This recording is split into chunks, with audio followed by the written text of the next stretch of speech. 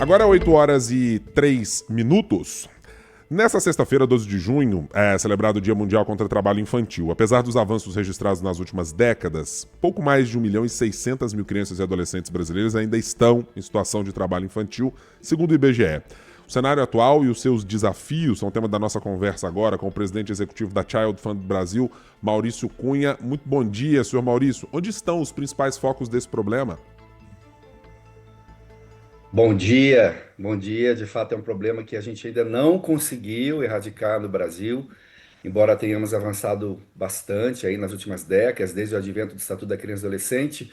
É um problema que continua assolando a sociedade brasileira com seus altos e baixos, e deve ser uma prioridade. Está focado nos bolsões de pobreza, de miséria, no Nordeste brasileiro principalmente, com as crianças pardas e negras. A maioria das crianças que estão em situação de exploração do trabalho infantil são meninos.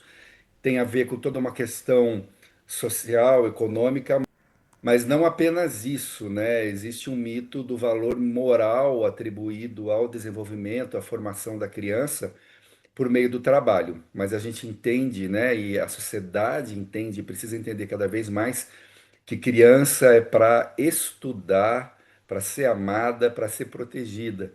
Trata-se de semear futuros, de construir futuros. O valor moral, ele não vem por meio da exploração do trabalho infantil, né? A disciplina da criança. Isso se aprende em casa, na escola, com famílias funcionais e com as suas capacidades protetivas restauradas e a pleno vapor. É isso que o Brasil precisa. Então é uma data importante para a gente refletir sobre esse tema.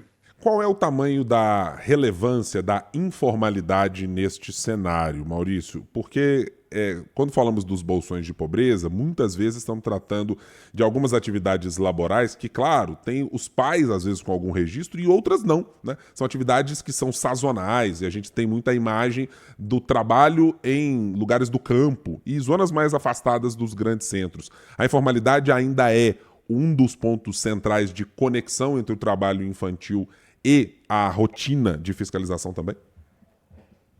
Certamente é um ponto importantíssimo, isso está relacionado. O trabalho infantil, a exploração do trabalho infantil existe, não só para uma necessidade das famílias, mas também porque ele é mais barato, né? Então chega a ser uma grande violação de direitos, porque a criança ela não está preparada para o mundo do trabalho, que é o mundo do desempenho, o mundo do trabalho é o mundo do resultado, é o mundo onde você precisa trazer os resultados econômicos, né? Inclusive os acidentes domésticos, o corpo da criança ou do adolescente não está preparado para aquela condição. Então tem certamente uma relação forte também com a questão da informalidade e existe a questão também do trabalho infantil invisibilizado, que é o trabalho infantil doméstico, que é diferente de afazeres domésticos ou tarefas domésticas, que a criança, até para o seu desenvolvimento, como parte da sua formação educacional no seio das famílias, é importante que famílias e adolescentes assumam afazeres domésticos no seio das suas próprias famílias. Mas existe também o trabalho infantil doméstico, que são crianças cuidando de outras crianças com prejuízos no desempenho escolar, inclusive com a OIT, a Organização Internacional do Trabalho, aponta isso como uma das piores formas de exploração do trabalho infantil, como, por exemplo, as carvoarias, o trabalho agrícola. Então, existe uma boa parte desse trabalho que ainda está, inclusive, invisibilizado, que com certeza esses dados de 1,6 milhões, que infelizmente houve um aumento em relação ao ano passado, né, do trabalho infantil no Brasil, estão subnotificados, porque boa parte desse trabalho está invisibilizado, inclusive nessa informalidade aí que você traz. Sr. Maurício, queria que o senhor pudesse nos ajudar, inclusive, acho que pedagogicamente, como nosso papel na imprensa às vezes, que é como é que a gente faz a separação exatamente desse tipo de trabalho que o senhor mencionou? Porque eu imagino que alguns pais lidem por terem passado por essa realidade de um trabalho infantil dentro de casa, às vezes reproduzindo essa prática e considerando, não, mas se eu fiz, o meu filho também pode fazer, ou a minha filha também pode fazer. Como é que a gente separa o que são as duas coisas? Eu queria que o senhor pudesse exemplificar, né? O senhor chegou a mencionar, cuidar de uma outra criança não é função de criança, né? Exatamente. Cuidar. profissão de criança. Uma coisa é eu chegar para o meu filho, para minha filha, e dizer, ó, você vai arrumar a cama. Para o meu filho, adolescente, você vai ajudar a limpar a sua sujeira, a sujeira da casa, ajudar um pouquinho na faxina. Ó, dessa vez é a sua escala de lavar a louça para um filho adolescente. Essas são coisas normais do cotidiano das famílias. São afazeres domésticos.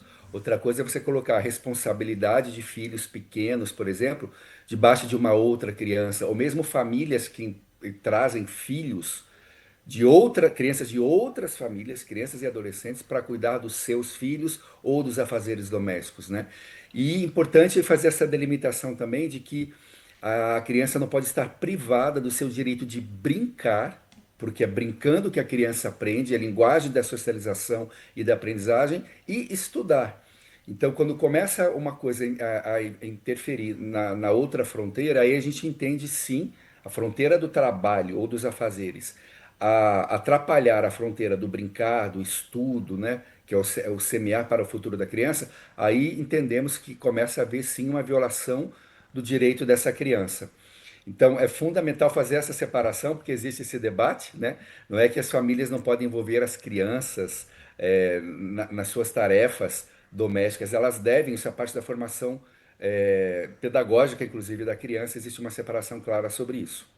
Como pedagogicamente fazemos para que o poder público tenha uma seara de atuação de fiscalização, mas pedagogicamente para que famílias e empresas que estão na outra ponta dessa conversa também ampliem a discussão sobre entender e apresentar e classificar o que é trabalho infantil e o que não é trabalho infantil. Esse é um tema, e por isso a importância aí do trabalho que vocês estão fazendo hoje, é um tema de consciência geral da sociedade, muito forte, né? É um tema dos direitos da criança e adolescente, que, segundo a Constituição, deve ser prioridade absoluta. Você trouxe na pergunta anterior, né? A gente sempre ouve as histórias. Não, mas se eu fiz, se eu trabalhei, por que que a criança não pode trabalhar? Você escuta às vezes histórias, por exemplo, de grandes empresários que enriqueceram, que prosperaram. Não, mas eu trabalho desde os 12 anos. Eu falo, poxa, que bom que você tem essa história, só que você é exceção. Na grande, grande maioria dos casos, as crianças submetidas à exploração do trabalho infantil têm o seu futuro prejudicado, elas vão permanecer na pobreza e na vulnerabilidade. Então a gente precisa passar por essa consciência, por esse debate. As famílias precisam ser conscientizadas, a gente ainda tem arraigado, né, na consciência, né, no imaginário social no Brasil, do trabalho infantil como um valor moral, é melhor estar trabalhando do que estar nas drogas, esse tipo de discurso que a gente ouve. E aí o ECA, desde 1990, vem para começar a mudar isso, e a gente já percebe que nas gerações mais jovens isso já começou a mudar. E a responsabilização das empresas também, isso é muito importante, das cadeias produtivas, inclusive em toda a cadeia, né? Uma grande empresa de confecções, por exemplo, ela não pode tolerar na sua cadeia uma criança trabalhando ou uma coleta agrícola de cacau para produzir chocolate. Uma empresa que vende chocolate num shopping de alto luxo em São Paulo não pode permitir que lá na coleta do cacau, lá na Bahia, tenha criança trabalhando, né? Sendo explorada no seu trabalho, porque o trabalho dela é mais barato. Então, a fiscalização é importantíssima. A gente tem aí o Ministério Público do Trabalho, os órgãos do Sistema de Garantia de Direitos. É importante criar um clima também de vigilância social.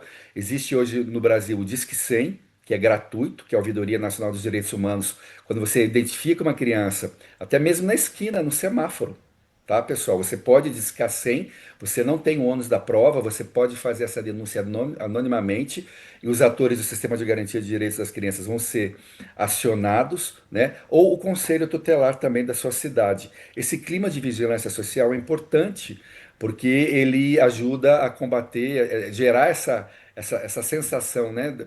Dos violadores de direitos e que, poxa, se eu fizer alguma coisa, eu estou sendo observado, eu vou ser punido. Isso não pode acontecer. No Brasil, o trabalho é proibido até os 16 anos, exceto dos 14 aos 16 na condição de aprendiz. Então, a partir dos 14 anos, o adolescente pode começar a trabalhar, mas na condição de menor aprendiz. Isso são normativas baseadas em normas internacionais, em estudos internacionais, que mostram que, de fato, no desenvolvimento psíquico, emocional, físico, integral dessa criança, dessa adolescente, nessas idades, né, são idades onde ela precisa estar focada no seu desenvolvimento por meio da educação ou em atividades educacionais como aprendiz a partir dos 14 anos. Não é para entrar ainda no mundo do trabalho, que, como eu falei, é o mundo do desempenho, é o mundo do resultado, onde ela vai estar até mais sujeita a acidentes de trabalho, né? E isso de fato acontece, né? E nós vamos estar comprometendo o futuro de toda uma geração. Então passa por educação, conscientização social, fiscalização, políticas públicas de fortalecimento das famílias, principalmente em condição de maior vulnerabilidade, fortalecimento de vínculos parentais e comunitários, a gente poder apoiar mais as famílias brasileiras por meio de políticas públicas e todos os setores sociais, inclusive a imprensa, envolvidas nessa temática. Maurício Cunha, presidente executivo do Child Fund Brasil, foi o nosso entrevistado aqui na 98 News. Muito obrigado. Até uma próxima, Maurício.